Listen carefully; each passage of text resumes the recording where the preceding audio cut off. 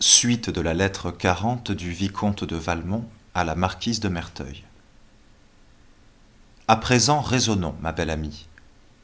Vous sentez comme moi que la scrupuleuse, l'honnête madame de Tourvel, ne peut pas m'accorder la première de mes demandes et trahir la confiance de ses amis en me nommant mes accusateurs.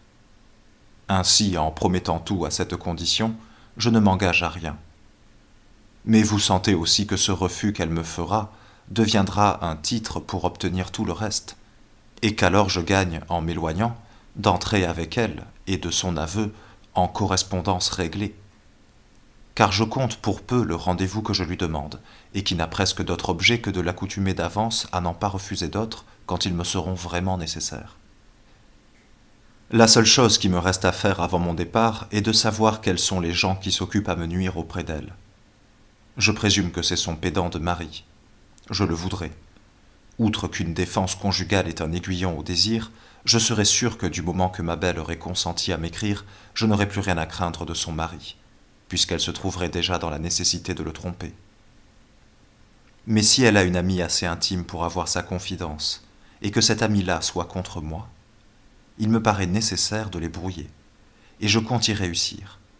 Mais avant tout, il faut être instruit. J'ai bien cru que j'allais l'être hier, mais cette femme ne fait rien comme une autre. Nous étions chez elle au moment où l'on vint avertir que le dîner était servi.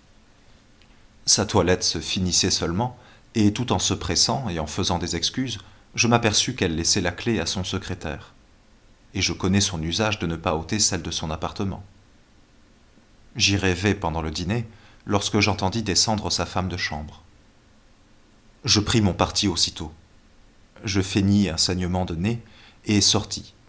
Je volai au secrétaire, mais je trouvai tous les tiroirs ouverts et pas un papier écrit. Cependant, on n'a pas d'occasion de les brûler dans cette saison. Que fait-elle des lettres qu'elle reçoit? Et elle en reçoit souvent.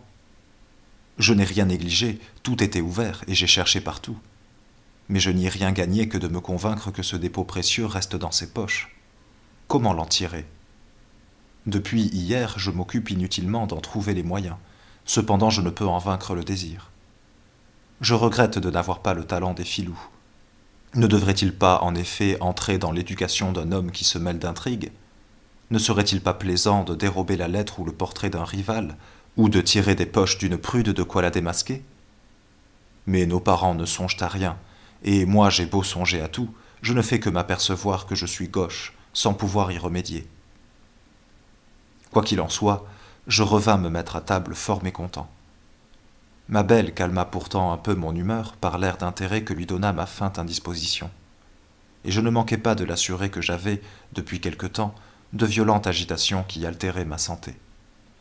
Persuadée comme elle est que c'est elle qui les cause, ne devait-elle pas en conscience travailler à les calmer? Mais quoique dévote, elle est peu charitable.